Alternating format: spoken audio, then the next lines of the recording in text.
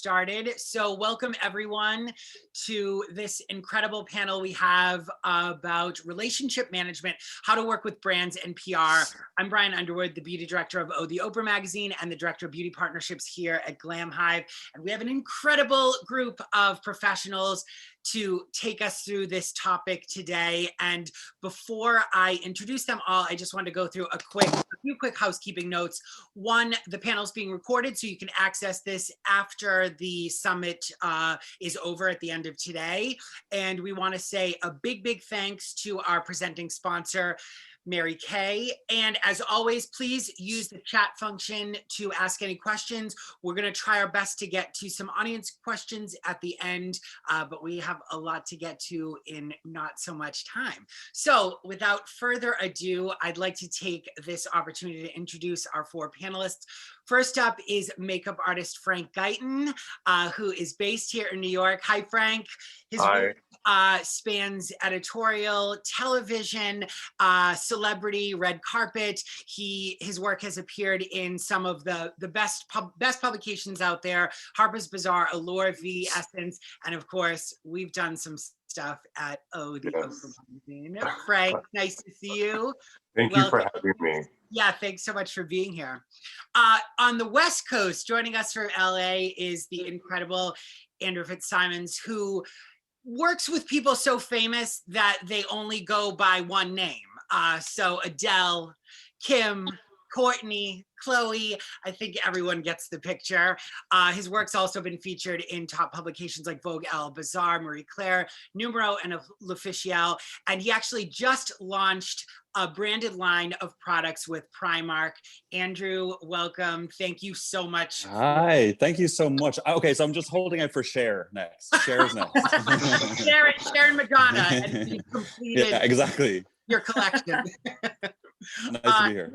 Next up, we have our lady of the panel, celebrity hairstylist Mia Santiago, whose clients include Martha Stewart, Dove Cameron, Mariska Hargitay, and who has actually sailed on a cruise with me and Oprah. We have that in common, Mia. Let's go on another cruise together in 2027. Please.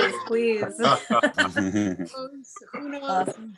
And last but not least is Vincent Oquendo, one of the most influential names working in makeup today.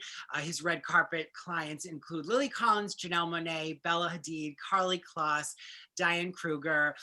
His work has been featured in Vogue, Elle, Bazaar, InStyle, and he is the global makeup ambassador for Shiseido and a brand ambassador for Maybelline and a brand ambassador for Lumify eye drops.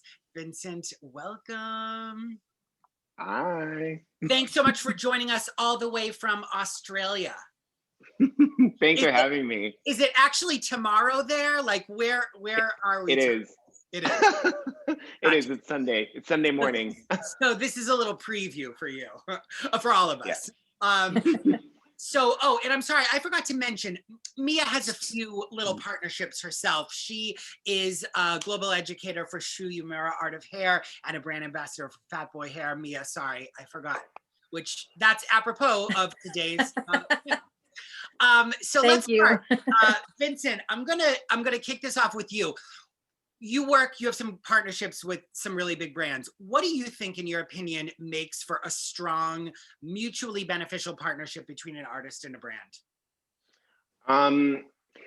For me, the most important part is knowing how you fit into the brand, and defining your brand, and it's a collaboration. It's not you adapting to the brand. If they're hiring you as an ambassador, they're hiring you because you've established your own thing. Yeah. And that was something that I had to learn when I first started working with brands, is that it's not me adapting to them, it's them featuring me. Right. And that's how it's truly a collaboration, in my opinion, because the lines can get a little blurred sometimes. You know, yeah. As artists, we get excited and we're like, oh yeah, it's this brand. And so we start to change what we do. And then our brand messaging is inauthentic. And yeah. So it's important to keep your messaging authentic, but with the brand in mind, you know? Right. I mean, like you said, they came to you for a reason. So it's just, I would imagine, keeping that like top of mind at all times. Exactly. And Exactly. Andrew, what do you think? Do you sort of agree with that? Anything to add there? Yeah, I think that it's really it kind of goes both ways. A brand has been created by people and usually born out of love and passion. So for me, I've been very, very lucky enough to be able to choose which brands I align myself with. That's been something that's very important to me because, as Vincent said, I'm a human too on my trajectory with my career.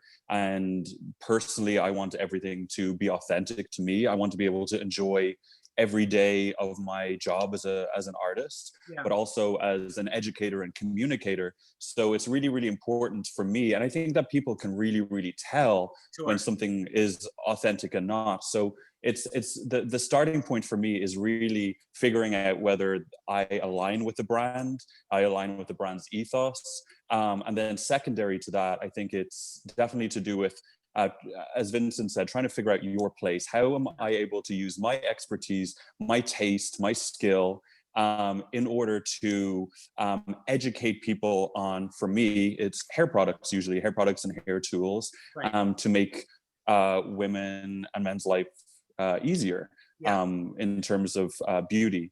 So for me, authenticity is usually the very, very starting point. And then that allows me to get excited about a brand, them to get excited that I'm excited, and then creation is born out of that. Sure. And I would imagine too that in addition to aligning with a brand's ethos, a brand's sort of perspective, you want to kind of like the products too, right? I mean, in a way, you'd be faking it if you weren't, right? Absolutely, and I think it can be pretty detrimental to an artist's career to just blindly align yourself with brands and not really believe in the products. Because if people have been following you and do trust you, and you're promoting something that doesn't work as well as you say it does, that looks bad on you. Sure. The brand is the brand. They're going to survive and they're going to do what they need to do and market themselves. But you as an artist, you really, for me, it was a huge decision-making thing, because obviously we're in an era of social media, and once you have a certain amount of numbers, that's a valuable asset for a brand to utilize for advertising. So for me, in an environment where it's kind of a free-for-all, where a hairstylist could be promoting alloy wheels and teeth whitening strips, I prefer to be really, really targeted with the brands that I align myself with, so that people know that when I'm promoting something, it isn't just because I'm trying to make money, it's because I actually want to communicate with people. I'm excited about beauty. I love beauty. I want you to be too, and I want you to trust me, and I want this to be long term, and so does any brand too. So it works both ways. Right. So Mia, talk us through a little bit about what your experience has been sort of securing brand partnerships. How have the relationships come about between you and the brands that you're working with or have worked with? I feel like so far for me, it's been a lot of me reaching out on my own after having invested time, like getting to know the products and really loving the products, having them sent to me, using them in my kit, on my clients, on myself. Right. And then really meeting up with the brand itself, talking about, Fat Boy, I fell in love with them, not only as a brand, but as people. And their story was so amazing on how they got to where they are with hair, and they were in rock bands and did all this amazing stuff. And I fell in love with that and the brand itself. So it's like Andrew was just saying, it's like super easy to talk about it because I believe in it so much. Right. So you almost sort of came to this from like a fan approach almost. You were kind of a brand and then sort of came to them. Frank, can you sort of chime in here too about what that experience has been like for you? Yes, I can. For me, my experience has been a little different than how Mia was talking. Because I'm agency represented, a lot of times my agent will present things to me and say, this brand is looking for an ambassador, or this this company is looking for an artistic director. Right. And so then something like Andrew said, it's very important that you do align yourself up with brands you believe in and that you care for and that you can promote. And I've been fortunate enough to have those opportunities through how they've come to me through my agency, like I've said to you, but something that you asked about, how do you solidify and cultivate these relationships and keep them, which is really important, because when you're going into a brand, you're dealing with so many different people. You're dealing with the business end of the company and the creative end of the company. So you're coming into something that's already established, and it is important to make sure that you don't bring your ego in, that you do believe in the product and you use it, and you you really try to become kind of part of the family with the brand that you believe, because those relationships you want to cultivate and continue, building on and doing campaign after campaign, for me, for makeup. And so for me, it's been that way. I've interviewed for them, and fortunately I've gotten a few of them. So it's been a really interesting journey that way for me. So, Vincent, Frank just mentioned the role of agency representation in sort of bringing brands and artists together. Has that been part of your journey as well in forming your partnerships?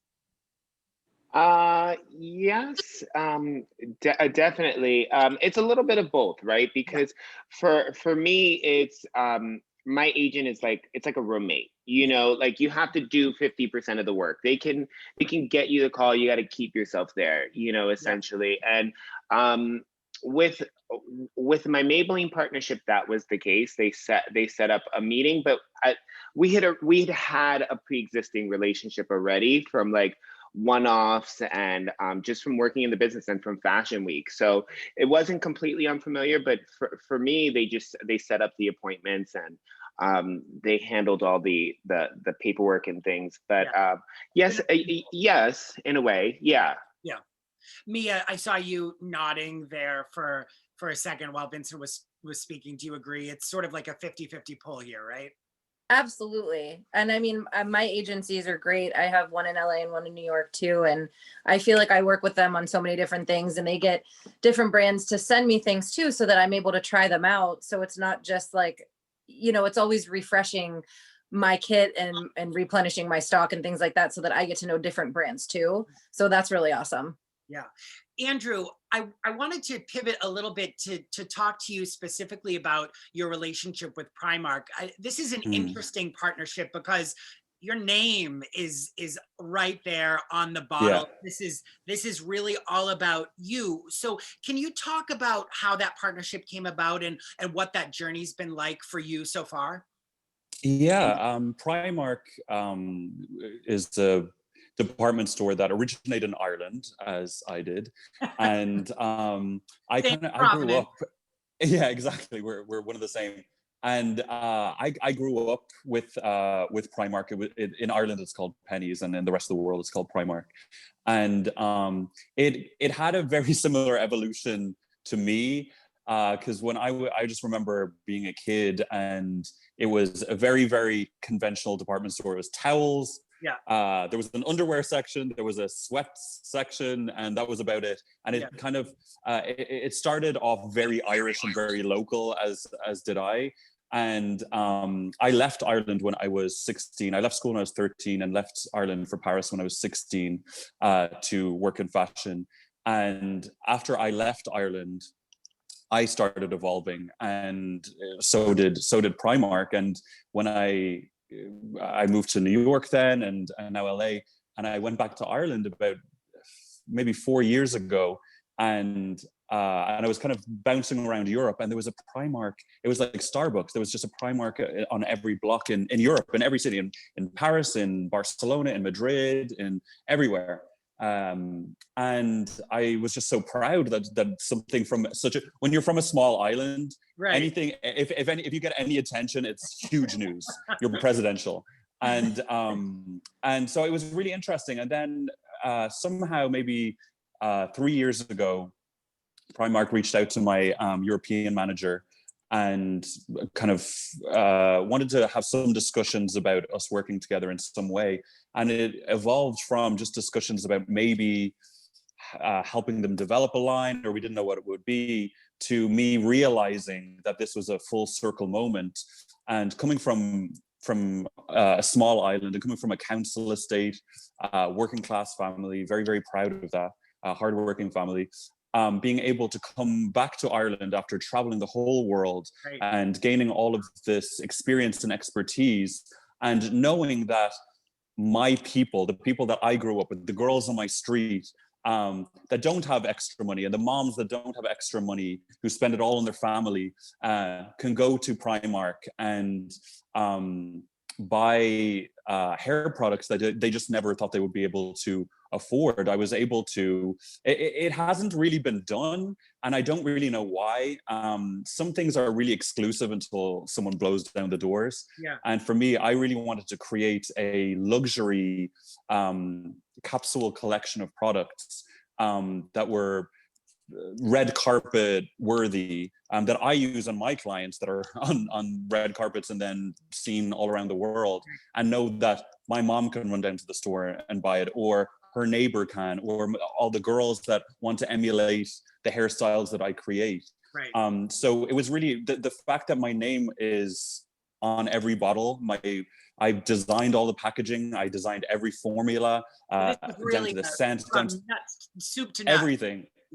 Everything. And to be able to deliver that as, for me, a contribution. I'm very lucky to have had women in my life that protected me, especially when I was young, going from like a tough rugby school in Ireland to the salon at 13. It was the first place that I felt really, really safe, was around, it was in a space with just women. They didn't need me to perform.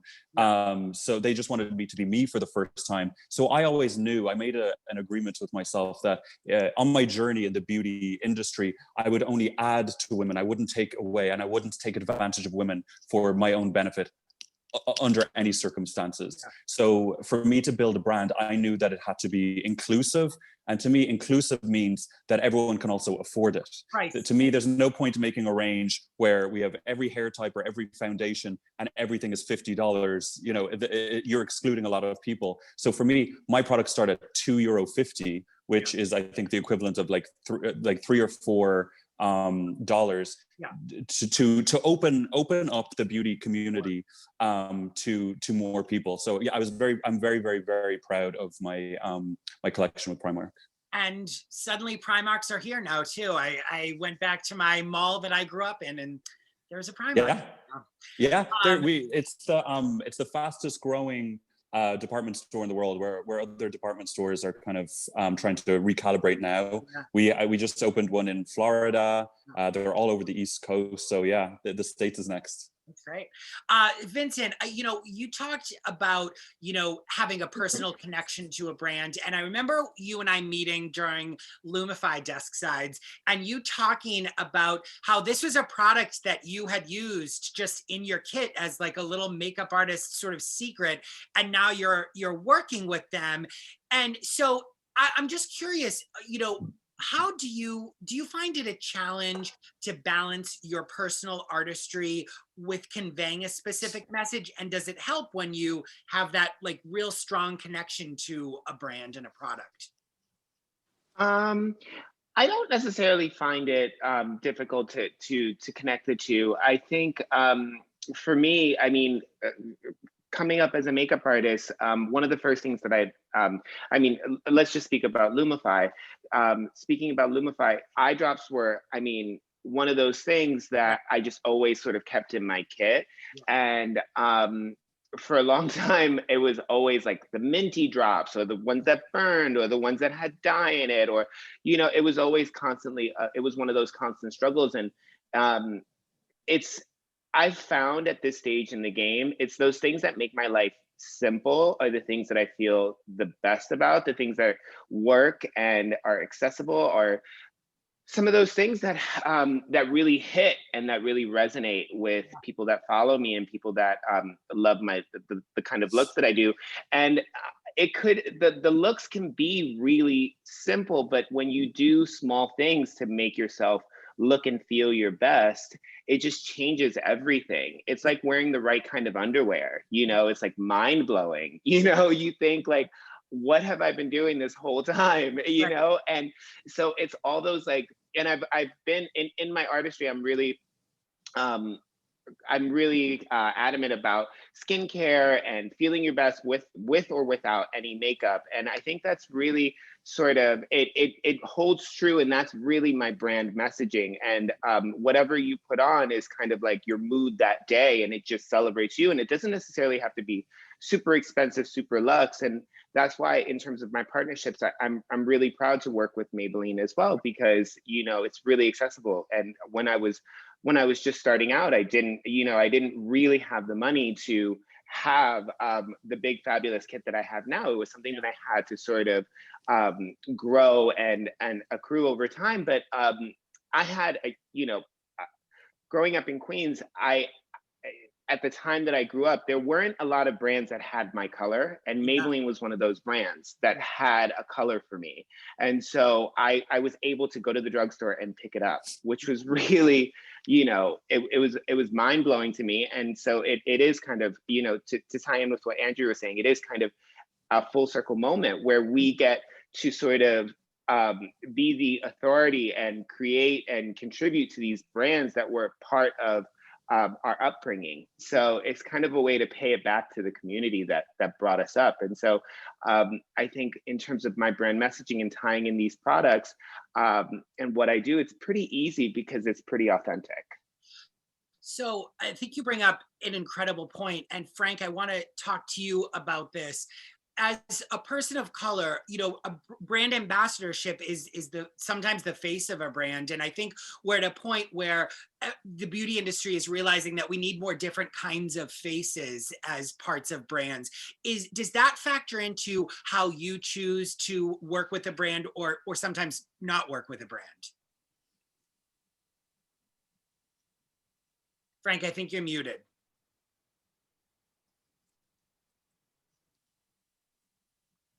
I'm going to ask you to unmute. There you go. Okay, sorry. You're back with us. I was saying that question is a great question to ask. And as being a person of color and being a makeup artist, when I first came into this industry as a makeup artist, I came into fashion at 16, but I came in as a makeup artist in my early to mid 20s. You were modern first, right? Yes. And when I came into the makeup aspect of it, I was amazed about how there was not a lot of shades for women of color. Yeah. And it was astounding to me. And it was also astounding to me that the brands, these major brands, did not cater to women of color. Yeah. So I began to ask these brands, why don't you? What's going on here? And a lot of the reason what they were telling me is that they don't have the customer, and it's very expensive to make the shades and make it and to do it right. Yeah. And and Vincent, you can attest to this as well. There were a lot of brands out there that didn't get it right. Yeah. The payoff may be orange or too red or green or ashy. But when I got my first partnership, or if you will, it was I was the first artistic director for Black Opal Cosmetics. The reason why I did that it was because of their foundation. And with makeup, everything is about the foundation. You build a house based on the foundation, and everything goes on it around it. Right. And it stays and it lasts. So with Black Opal, they had the formulation right. Yeah. And I knew that with that, and my career, I was working with a lot of women of color. So it was very natural. When I learned how to do makeup, I learned on women of color. So I understood the undertone. I understood that what brands needed to bring to the table in order to get the customer base, the demographic that they needed. And with Black Opal, I was gladly to go along with that partnership because they already had it. They knew their customer, they knew the formulation. So that was really important to me. And then everything else, all the extra things that I added onto the brand was just my own take and my own contribution to the brand, as far as, for the lack of better words, the windows, the shutters, being eyeshadows, lips, and bringing them to a place of staying on trend and current where we are right now with fashion. Right. and makeup. So that was a while ago, but that was my reasoning for doing it. Right. Great. Thank you so much. Mia, I wanted to ask you, because you hold brand ambassador and sort of global educator roles. And so I wanted to ask you, what do you see as the difference between being a brand ambassador and being part of the education team? Can you sort of explain that difference? Yeah, I think working with the brand ambassadorship that I have with Fat Boy, there's a lot of different opportunities to, you know, help with the products, test them out before they go on, Right. get a sense of like what, you know, how can I help make this product better for them? Yeah. And then also be able to come up with like different ways to market the product with them. Not that I'm like a marketing director or anything like that, but just kind of give you know, my you're in touch input. with the consumer for sure, you know, in a Yes. way that they may not be. Right. And also be able to test out products on myself and on my clients and get their feedback too, and have more of, you know, an understanding of the product prior. Right. Whereas I feel like with the education part, I know more of I'm not doing like all of that other stuff. I'm knowing the product and then being able to talk about it. I teach a lot of classes on it. The virtual ones now, all the Zoom meetings and stuff like that are really great. But it was really fun going from salon to salon too, because I still am at Sally Hirschberger in New York. So, you know, I do the freelance part, but I also am still in the salon. So it's great to be able to educate salon stylists as well. What do you think makes for a good educator? What do you think is the key? Me. I'm just kidding. Product knowledge, knowing hair types, textures, you know, are the products too heavy? Are the products not enough? You know, knowing what shampoos do what and why they work well for the hair, the products that go into it, all of the ingredients, all of it, you know? So, you know, Andrew, you've obviously built an impressive career. And a lot of the people watching right now are sort of more emerging artists. They're sort of at the beginning stages of their career. In terms of what we're talking about now, which is sort of working with brands and brand partnerships, that's something that you think young artists should even be focusing on now? Or is it really just about building your artistry first and then waiting for them to sort of catch on? Or is it a mix of both? Right. Well, I think that we live in a time where branding is it's far more prevalent in the day-to-day of freelance beauty professionals. Right. I had a long trajectory and I didn't even realize that I was learning how to be a brand ambassador or a communicator along the way, but every time you're on set, you're communicating. Every time you show up to a magazine shoot, you're talking to the stylist, and then you're talking to the makeup artist, and you're communicating all of these different ideas and interpreting them. So it's a skill that just kind of comes over time. But for me, when I got into hair, I didn't realize there was going to be so much reading and memorization. So I think that I definitely would have stayed in school past the age of 13. Yeah. I have to, like, I didn't think there would be so much teleprompter in my hair career, but for people who do want to be able to be on camera, because the thing is, branding now is also branding yourself, and then the brand and the actual brands joining what you've created, you know. So it's never a bad idea to equip yourself. For me, a piece of advice that I got really on in my career was so important to me. It was just be as many things as you can be. So that when you're not there, there's a void that people can realize. Be like, when I show up to a client, I'm helping them get their shoes on. The amount of zippers that I've had to sew, the dresses I've had to sew people into, being there, being present, is one big factor. But also in terms of personal branding, if you want to be someone who is on camera, talking, educating, there's so many courses. Like an acting course is something to consider. A public speaking course is something to consider, because you want to be able to communicate. You want to be able to communicate with ease. And honestly, the more experience you have with it, the better. And having that experience before it's on the internet forever would be my piece of advice. because I don't want to be on a crash and burn bloopers reel of master classes. So I think that, yeah, I think it's a really good idea for young people, especially nowadays, way more than before, to really be able to know what you're talking about, have a point of view, and learn how to communicate it in a way that people will understand, and that is kind, and it is also a contribution. Yeah. Bring yourself into it too. Yeah, you know, Vincent, I think Andrew brings up a great point, which is, aren't we all our own little personal brands now, that, you know, where we live in a social media age. You're active on social media and have a substantial and engaged following. What do you think, how do you think you can use your social platform to sort of, you know, further your personal branding and potentially, you know, get other brands involved? Well, I think in the beginning, I was really precious about what I would post, and eventually that kind of falls away, and it's just that's what's authentic about it. You know, your voice gets a little clearer, gets a little more confident, and practice makes perfect. I mean, like everybody on the panel has said, practice makes perfect. And so if you can't do it perfectly, it's okay. Just do it. Just walk the path and, you know, get the experience. That's how you learn, you know. I don't know. I just thought when Andrew was saying, he was just bringing up the masterclass and the bloopers reels.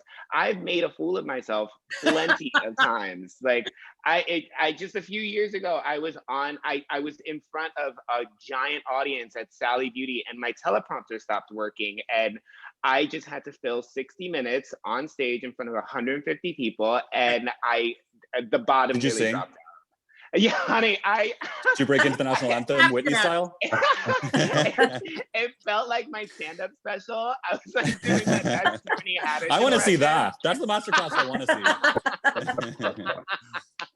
But the jokes get old after a while, honey. And I was like, well, this isn't working. So, and it's tricky because then you become you switch gears, because you're like, okay, well, I don't have the thing that makes me comfortable, which for me is doing makeup. So I could always lean into doing makeup, but I'm standing on a stage. I'm out of my comfort zone.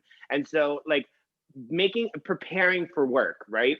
So if you want to be a brand ambassador, leaning into those things and taking the acting classes or doing the webinars and doing all that stuff is, if you want to be a brand ambassador, showing up for work prepared and and rehearsing with friends, getting comfortable, seeing when I'm on camera and I'm doing this, what looks good, and being able to ask the crew and ask people for things, and if you say it kindly, they'll oblige. Oh, can I have a last look, can I see this?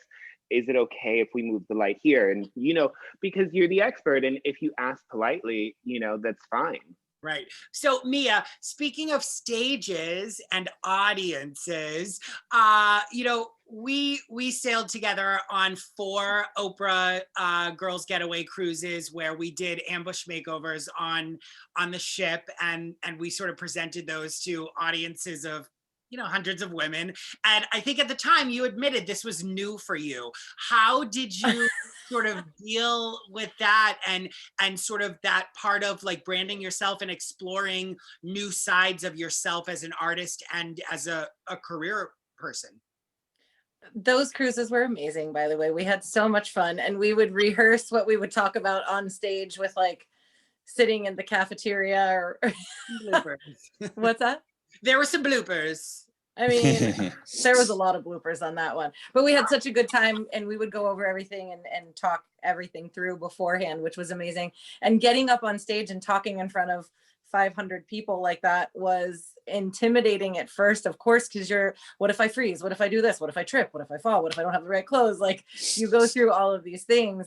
And I felt particularly lucky during this time because coming out in this newness for me, I was still with 2 people on stage, so I wasn't just up there by myself. Right. So I felt like I had a little bit of a security blanket where if I was messing up, Brian saved me. He knows my look. I would, girl, So I think that was great. I loved the opportunity to interact with all of the people, the women and the men that would come in and ask questions. And I'm a very honest person. If I didn't know the answer and I'm standing on stage, you know, with this giant spotlight and they're like, well, what is this for? I'm like, I don't know, but Yeah, I'm gonna go find out. We'll I talk think about it later. the running thread that we're all sort of talking about here is authenticity and sort of truthfulness, and I feel like that's kind of what's running through. We don't have tons of time left, so I wanted to pivot to one last thing. And Frank, I wanted to ask you about this, another kind of relationship, another kind of work that you do as artists now is working with public relations professionals. They're helping you to secure products for your kits. They're helping introduce you to new products. Frank, what do you think is the key or advice you have for emerging artists on forming those relationships, building those relationships, and using them to help, you know, further your work and your career? Gratitude. Yeah. Absolute gratitude. And I want to tell the people who are watching right now and listening to all of us, it's so important that those PR people, you send thank you letters to, you send emails to them, you let them know how grateful you are, because they don't have to send you anything. Yeah. So you really need to make sure that you show your gratitude and that you're appreciative. And you also, after you get the product, you showcase it on Instagram or whatever your social media platform is, and you talk about it, and you talk about the product that they've given to you, and you use it on set.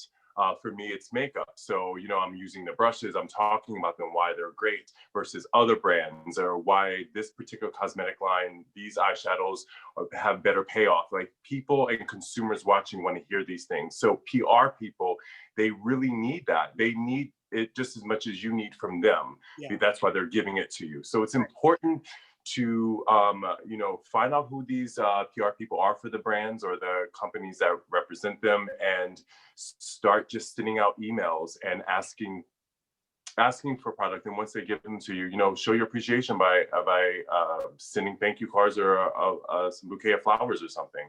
And Vincent, I think Frank brings up a great point, which is gratitude. But how do you also, like, if a PR person sends you something that you really don't love, or you really don't think it performs very well, and they're asking for your take on it, how do you balance, how do you toe that line? Oh, oh, that's hard. What's your line? Oh, that's hard. Well, I mean, do you think honesty is the best policy here? Well, honesty is the best policy, but at the same time, just, it's tricky, because in the beginning, I mean, if we're talking about Vincent now or Vincent like when I was starting out, because when I was starting out, I was just happy to have anything. And I was like, honey, I'll be the MacGyver of the face and I will make it work. And so, because I didn't have much. So I was like, look, I'm gonna make this eyeliner work. And so, and then that's what I would communicate. So there was no, there was no like sort of bad product to me. I mean, now I'm like, thank you, I'd like to try this product. Yeah. And because now I'm at a stage where I can request. Yeah, thank you, I'd like to try this product. Yeah, or actually, most of these PR girls, PR people have multiple brands. So just lean into one of their other brands that you like more. Gotcha. Well, sometimes they also leave. They also leave from one PR and go somewhere else. Another. So when you do send thank you cards, or you do send some sort of gratitude, and they move somewhere else, they will remember that you did that, even if you didn't like their products. Right. So Lynn's telling me we have time for a final comment, but I'm going to please beg her to give me 2 more minutes, because I want to finish on this note, which is slightly off topic, but I think, you know, charitable initiatives and activist work is also becoming part of people's brands and their work and their artistry. And Andrew, I wanted you to sort of finish on the work that you're doing with Trans Cosmetic Donation. How do you think artists can use their platforms to partner with causes that they're passionate about? That's yeah, it's a good question. For me, when it comes to beauty and it comes to my career, I'm always about innovation. I'm always looking for spaces that haven't been occupied yet. And for me, it was trying to find a home for products. As all of us in this panel know, we get sent a ton of products every day. I have boxes and boxes and boxes everywhere. And I don't even have time to try. I don't have opportunity to try half of these products. Yeah. And I would hear this from celebrities, beauty editors, closets full of stuff. people giving stuff away, big bags of stuff they'll just give to a friend or whatever. And I'm lucky enough to be very, very close friends with a lot of incredible trans women, and who are near and dear to my heart. So for me as an artist, when I was trying to figure out what I could do to give back, and for me it's important, like when it comes to work, there has to be some kind of balance of giving back, especially to women. So I was like, okay, so I have this resource, and then there's a deficit of resource over here. How do I marry them together? So I reached out to the LGBT Center here in LA, and said, look, use my name, use what I've created, to shed light not only on the trans community, but also the work that you do at the LGBT Center, and what kind of support you guys need.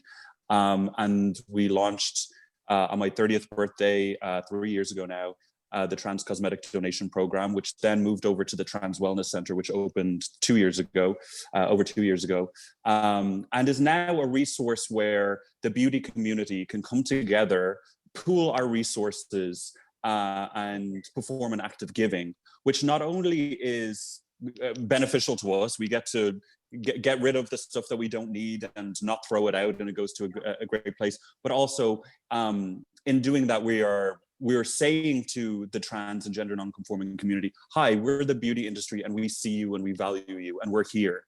Right. So to be able to do all of those things, and for it now to be so closely knit into my job, it's part of my identity now. And so I would encourage anybody, and it doesn't matter what stage of your career you're at. If you have a car, you're privileged. If you have a platform, you're privileged. If you have a couple of people who will listen to you, you're privileged, and you can start your work now. Figure out what moves you, who you want to help. And I'm a solution-oriented person. I look at what the goal is and then work backwards and see how I can be most effective. Incorporating philanthropy into your job is something that they start to meld together, and it gets easier and easier. And all of a sudden you can create a whole energy and a whole environment that didn't exist before. So if anyone is interested in their own hometown or home state, reaching out to your local LGBT center and say, what do you need help with? Because it could be just a drive at your salon. You could, or you could open your salon up one evening and take in clients for free from your local LGBT center. Doing something matters, and it helps, and we're the beauty community. So I always say, and it's very important to me, that we have to act beautifully too. We're out there making people look and feel beautiful. Let's act beautifully too. That's great. Guys, I feel like we could talk forever and ever, and this 40 minutes went by so fast. So I just want to say a huge thank you to you all for giving so freely of your time. Thank you, thank you, thank you. And thank you everyone for tuning in. We really appreciate it. Thank you guys. Thank you. Thank you. Bye, guys. Bye. Bye.